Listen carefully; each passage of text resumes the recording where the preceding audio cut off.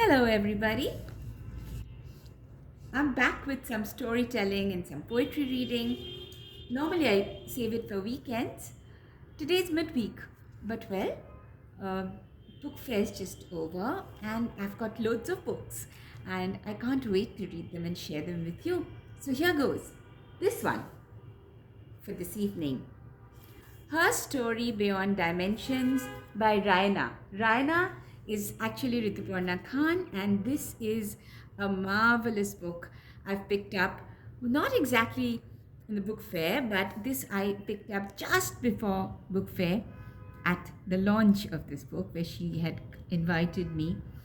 And so this must be the first book that I start to read, and this must be the first book that I share with you. So here goes.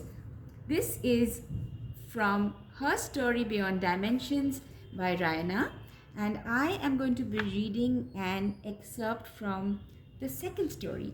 Now, this is a marvelous book. She takes 9 historical characters and she weaves them into tales. She takes these historical characters and weaves fiction around them. And it's a beautiful idea, and she's taken some of my favorite characters, certainly hers. Ritu is a feisty woman, and it is lovely that she gives us these tales, these stories about real life firebrands. Here goes an excerpt from one of her stories. Ma'am, would you give me some time so that I could tell you a story? She smiled at me with appealing eyes. Though I was feeling very weak and feverish, I could not resist the temptation of listening to her story. Moreover, I had some time to spare since my driver was engaged replacing the tire. Even if I don't have time, I shall steal some time from time to listen to you. With these words of assurance, I sat beside her on an abandoned stone slab. And then she began. Long, long ago, it happened at a place in a faraway country from India. The country is France.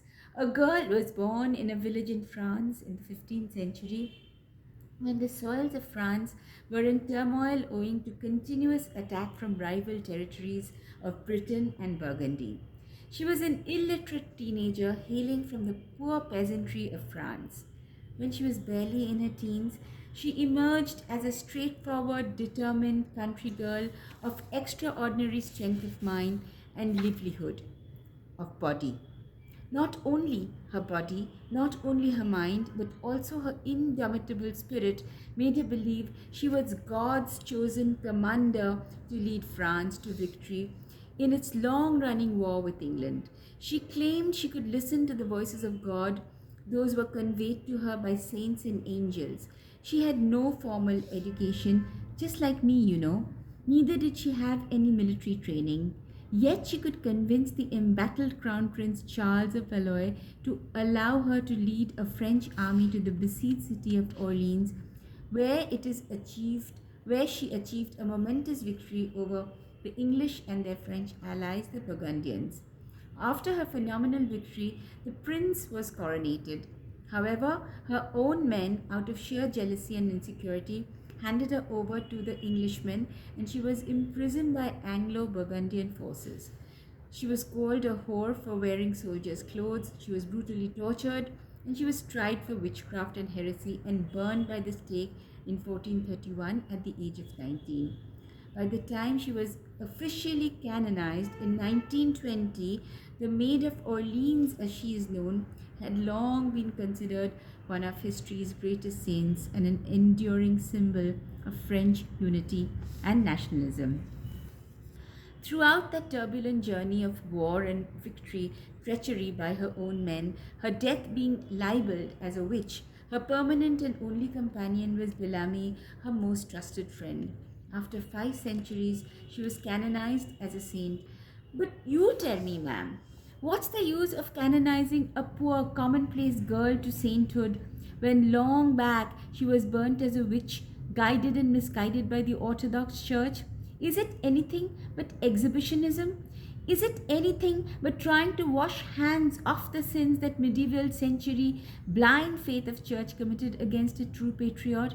Is it not trying to curb and deny the power of a woman whose valor and wisdom was matter of insecurity and envy to male chauvinism? Why is our society so hypocritical? It was a hypocrite at medieval times, it is a hypocrite at this postmodern times.